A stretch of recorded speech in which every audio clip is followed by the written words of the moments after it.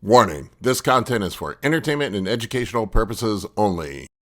This video is brought to you by First Detachment Nutrition. Battle tested, expert formulated. Use discount code AB10 at checkout for 10% off. All right, bros, another anabolic Q&A. I've got some good ones on deck for you today. How long does HGH last once reconstituted? Should I start taking gear? Carb cycling tips. What's the difference between high and low days, and why do you vary your carb intake? Peak week water manipulation and clean bulking. And there's a bunch of other questions we'll get into as well in just 1 second.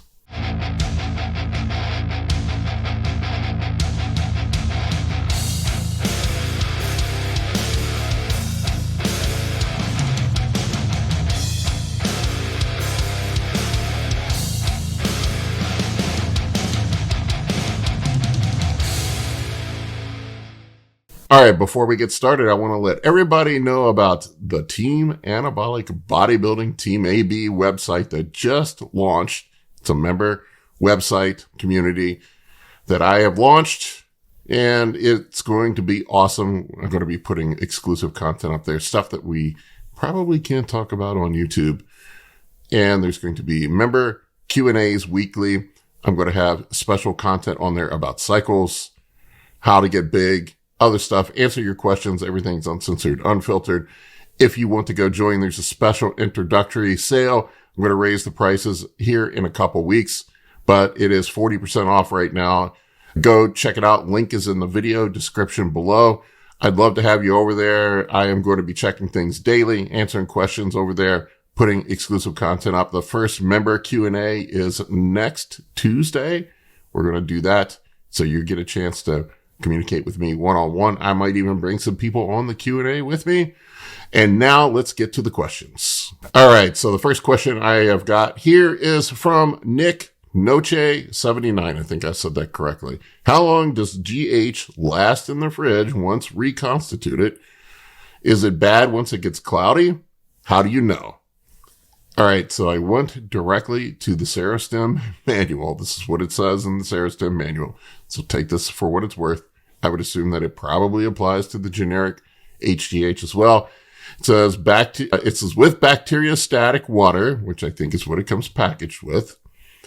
And it has the benzyl alcohol content of it and the preservative. The shelf life of Serostim can last for up to 14 days when stored at 39 degrees Fahrenheit. So there you go. Up to 2 weeks. I usually would burn it up before 2 weeks. I've seen it last longer. I would say if it's cloudy, you probably shouldn't use it. I don't know if it's really going to cause any harm. I guess you do have to worry about bacteria buildup in it over time, but I would just assume that it degrades over a period of time. The longer you let it set, the less effective it's going to be. Probably it's a simple peptide amino acid structure, and I'm sure it probably degrades over time and becomes less effective.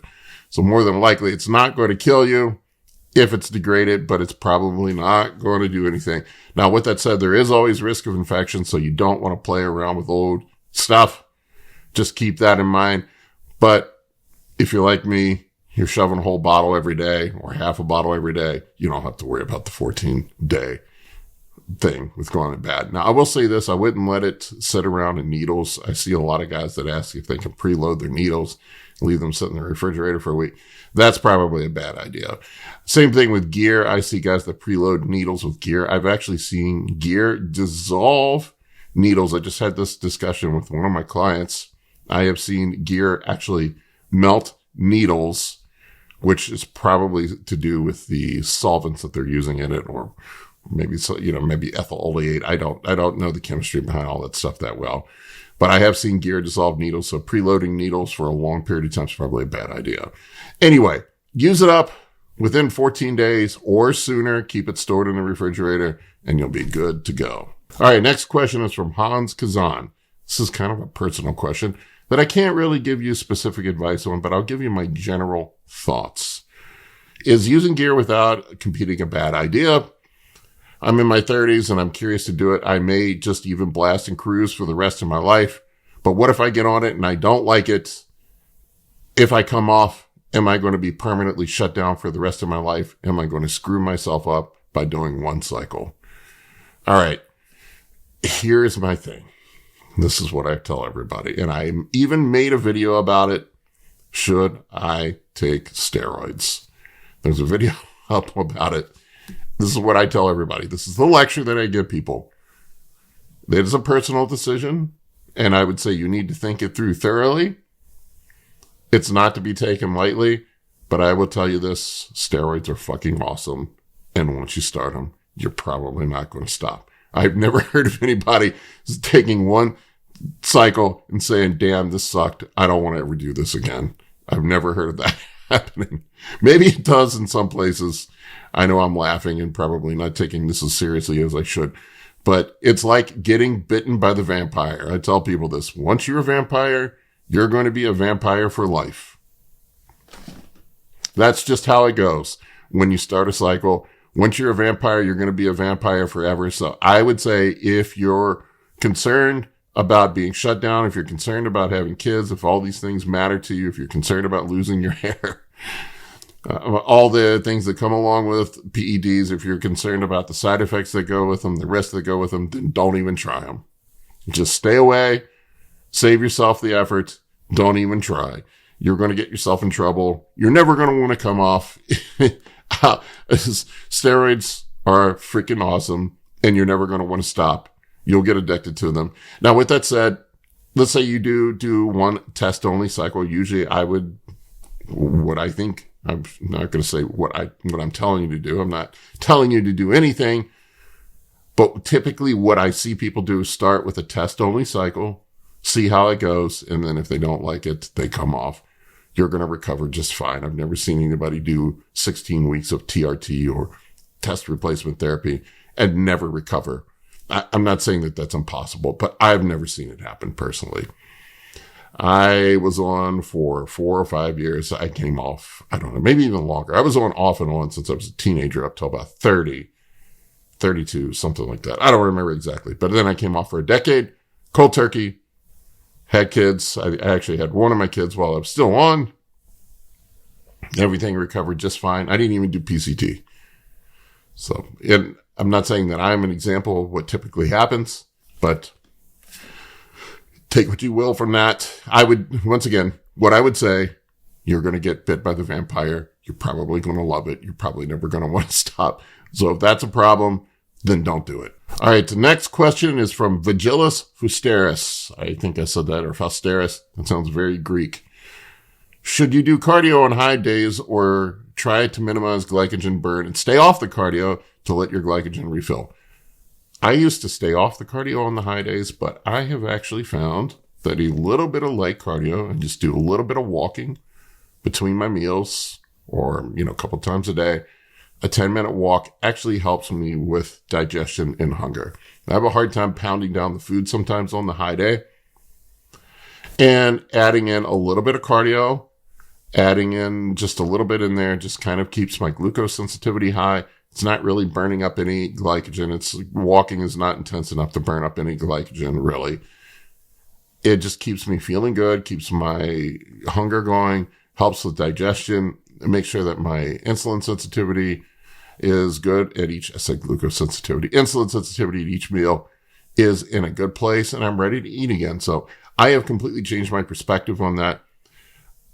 I say this, and I say this every off-season. This off-season, I am going to make an effort to do more cardio. I've always sucked at it in the past, and I end up just starting it up on contest prep, and I think I benefit from it. I always feel better when I do cardio, but I hate it. It's boring. It sucks. It's time-consuming. I don't like it. But this year, I think I'm going to try to keep some cardio in place. So yes, cardio probably can be beneficial if it's a very light, low-intensity cardio, such as walking or light cycling or just getting some steps in somehow on your high day. Could be beneficial for digestion, insulin sensitivity, and making it easier to get all that food down. All right, the next question is from Gavin Cole. It's about peak week water manipulation strategies. He's like, what is your fluid intake like on peak week, and how do you manipulate fluids during peak week? It's pretty simple, and this is what I do, and this is how it's structured with my clients typically. We'll start a water load about 10 to 12 days out, something like that, maybe 2 weeks. I'll get my fluid intake up to something like 6 to 7 liters per day. And then I will drop the fluid down to something like a liter or 2 liters, probably 2 liters the day before the show. Really simple.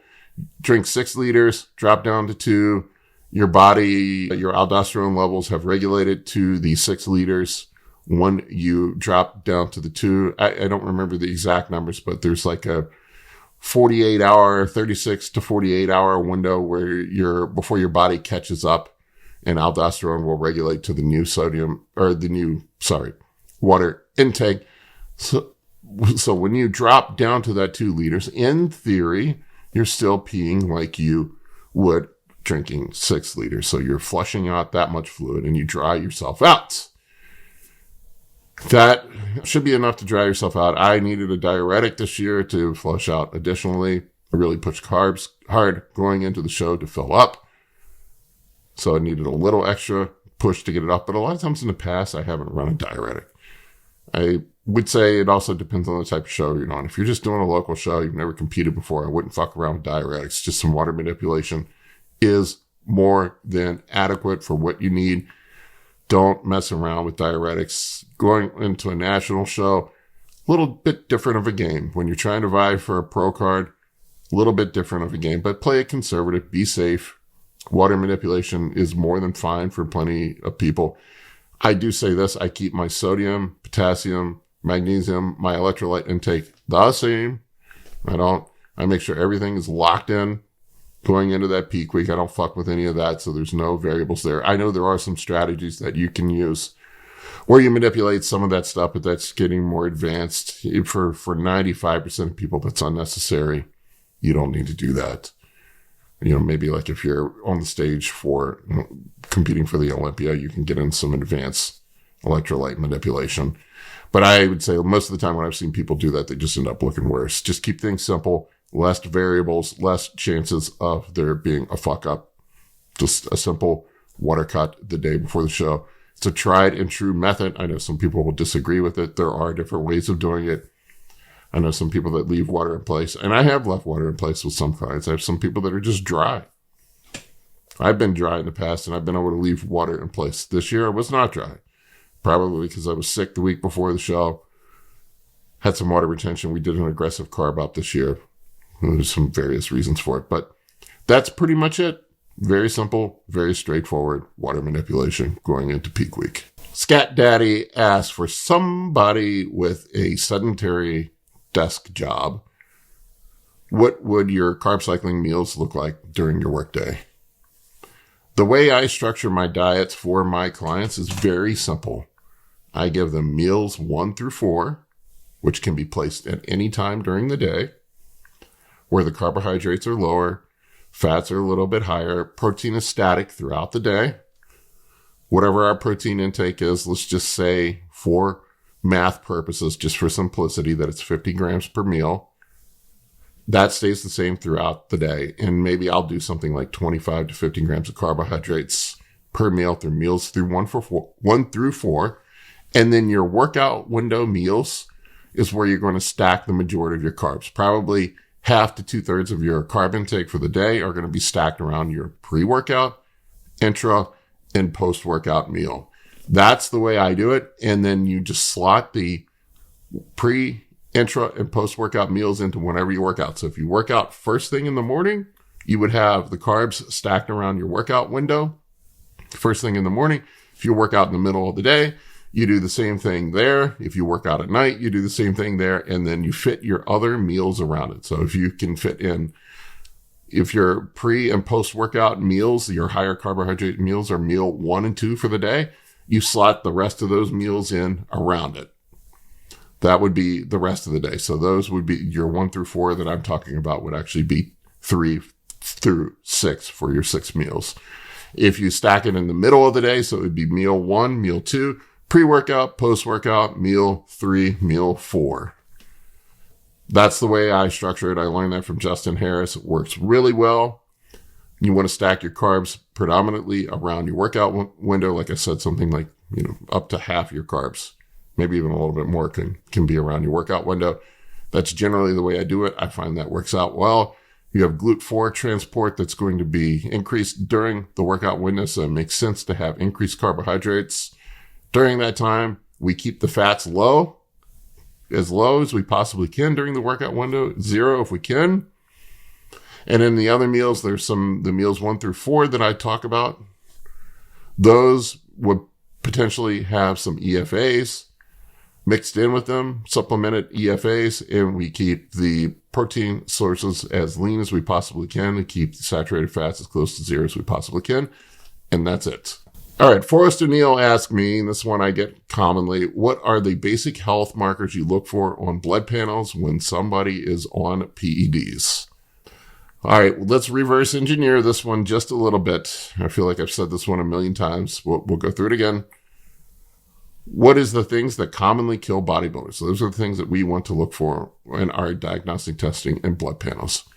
The number one thing that most bodybuilders die from is cardiovascular events. So we want to look at anything that's going to potentially increase the risk of cardiovascular events. The number 2 thing that we have to be concerned about is kidney health.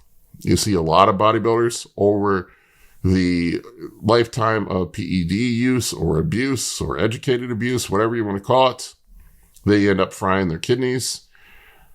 Very rarely do you hear of anybody frying their liver. The liver is pretty resilient, but we do want to pay attention to liver health. And then just the other various health markers that are in there, things such as electrolytes and, various,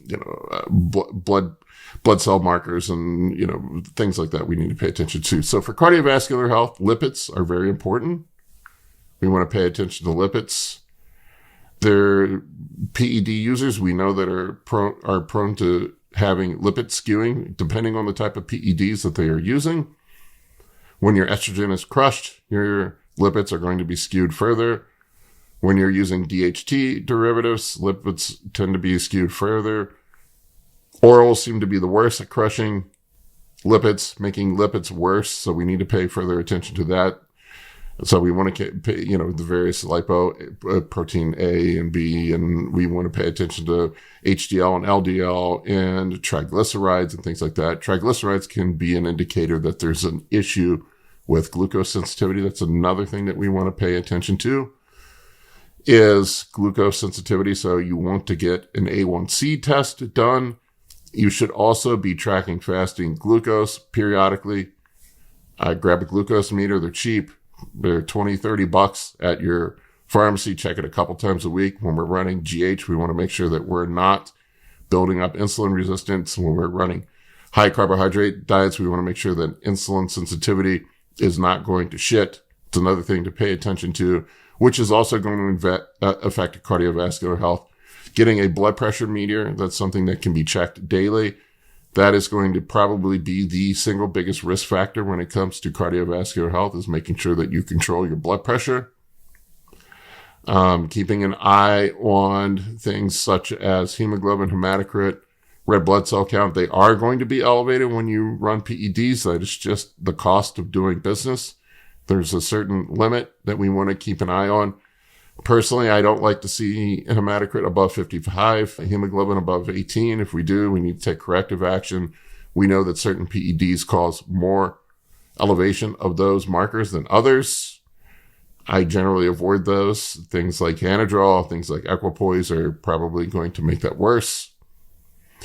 We also want to be paying attention to clotting factors.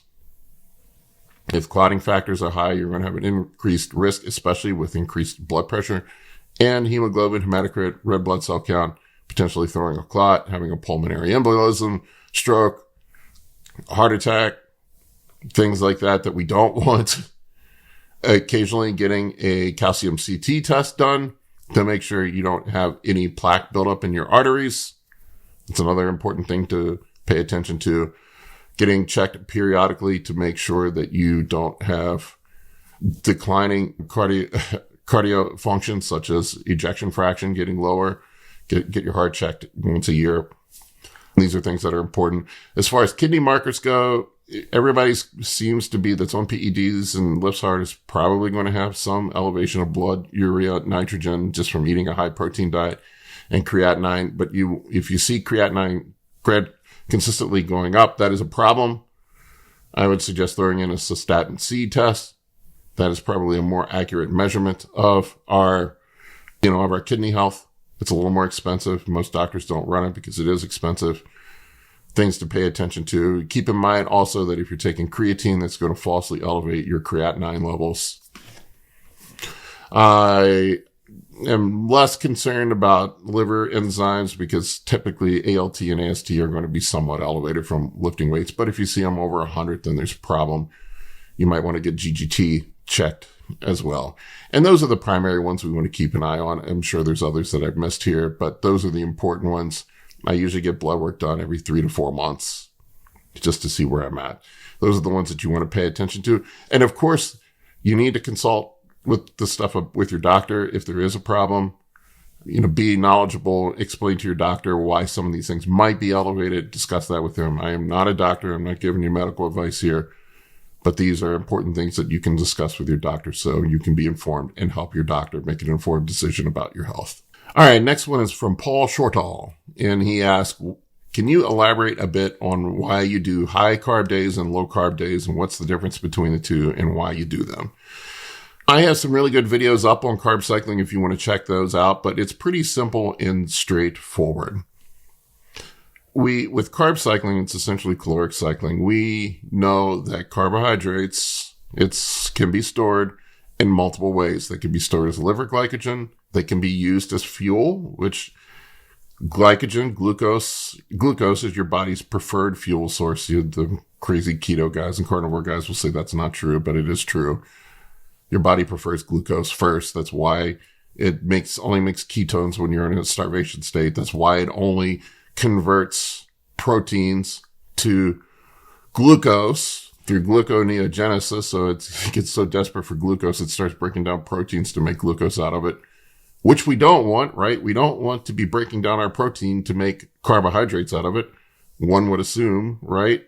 Seems like a silly thing to eat all that expensive steak and then have your body burn it up and use it as glucose. Seems a little dumb to me, but I can see there are some arguments for doing a carnivore diet. I'm not completely poo-pooing it. I understand the reasons why some people are attracted to it and why they use it. There are some potential health benefits that it may provide that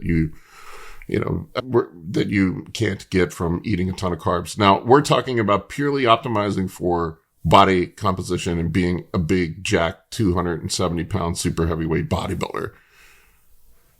We're not talking about health and longevity and what's great for you. We're talking about being big, full, and jacked. So we know that glucose can be stored as liver glycogen, and muscle glycogen primarily burned as fuel. We know that fats, one of two things happens to fats. They saturated fats primarily, but EFAs get used in vitamin transport and some cellular repair and things like that. But the amount of EFAs that you need is very small. 20 to 30 grams a day should probably more than cover your needs. But any other fats that you use, or one of two things are either going to happen to them. They're going to be used as fuel or they're going to be stored as body fats. For carbohydrates to be stored as body fat, it goes through multiple steps. Your glycogen has to be topped off. And then it goes through liponeogenesis. Sorry, I got that backwards. Liponeogenesis, and then it can be turned into lipids. And generally, you have to be in some sort of state of metabolic disorder for that to happen, or eating in an excessive surplus. If you're a healthy adult bodybuilder, you're not going to have that issue for the most part. Not insulin resistant, you're not going to have that issue. So what we do with the low days is we get ourselves depleted of carbohydrates, and then we use the high days to fill back up. And you can actually eat in a surplus on the high days. You can be in a caloric surplus and not, in theory, not store fat, because your body has this potential to store and synthesize glycogen from the excess glucose that you've eaten. Now, I will say that there seems to be some bit of supercompensation that happens, especially when guys are taking PEDs and using insulin and things like that, where you can actually force more glycogen synthesis. But that seems to only happen when you have some sort of depletion. So you need the low days in there to get yourself in a depleted state, and then you have some bit of supercompensation on those high days. On contest prep, there were times that I was eating 2,000 grams of carbs on my high days and getting leaner. Now, in theory, you think about that, I was eating close to 10,000 calories on some days. How in the world am I getting leaner eating that much? That is impossible. But keep in mind that excess calories from glucose, for the most part, is not being stored as body fat. It's being stored as muscle glycogen, giving our muscles a big, full, filled out look, increasing performance in the gym. We get metabolic benefit from it. Some people say that the metabolic benefit's not that much. My body disagrees when I'm sweating and have to have a fan on when it's 35 degrees outside in the middle of the night.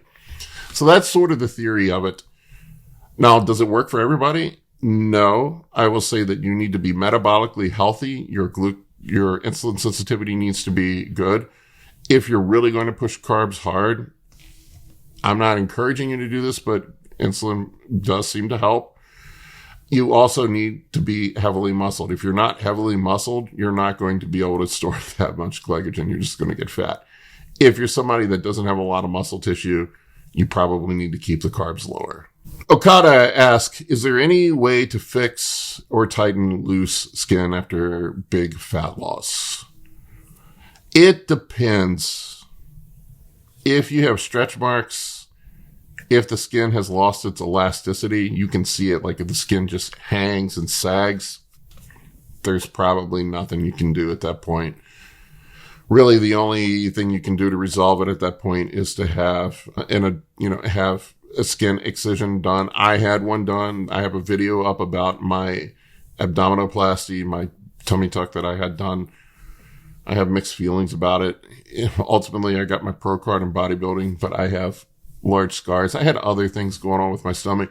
I wasn't crazy obese like some people, but I did have a bit of loose skin on my stomach from constantly losing and gaining weight, I don't know. I never got like 100 pounds overweight or anything like that. I never was that big, but I would get 30, 40, 50 pounds over where I should be. And, just doing that over time, I have sucky skin elasticity. Some people do, some people don't. I've seen guys lose 100 pounds and they just bounce right back. And then I've seen other dudes lose 100 pounds and they look like a balloon that somebody let all the air out of. GH seems to help a bit. It's not going to work miracles, but I will say GH does seem to help a bit.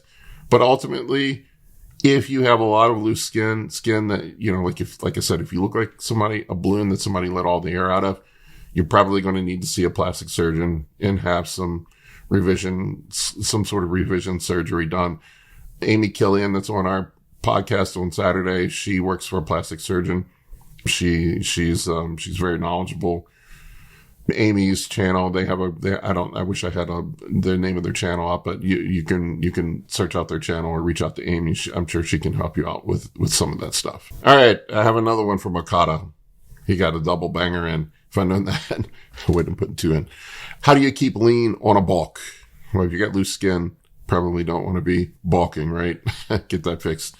So simple answer to this is, the big mistakes that I see people make when they bulk, and I've made them myself a million times, is doing the dirty bulk. Just eating what the fuck ever, trying to put on weight, not, chasing the scale. If you're gaining more than a pound or two a week, even at a pound or two a week, most likely the weight you're gaining is going to be water or fat. Now you can see a difference. I've had guys come out of shows or big cuts and they panic when they see the scale go up, and it's really just water retention. It's not fat. You can see a difference.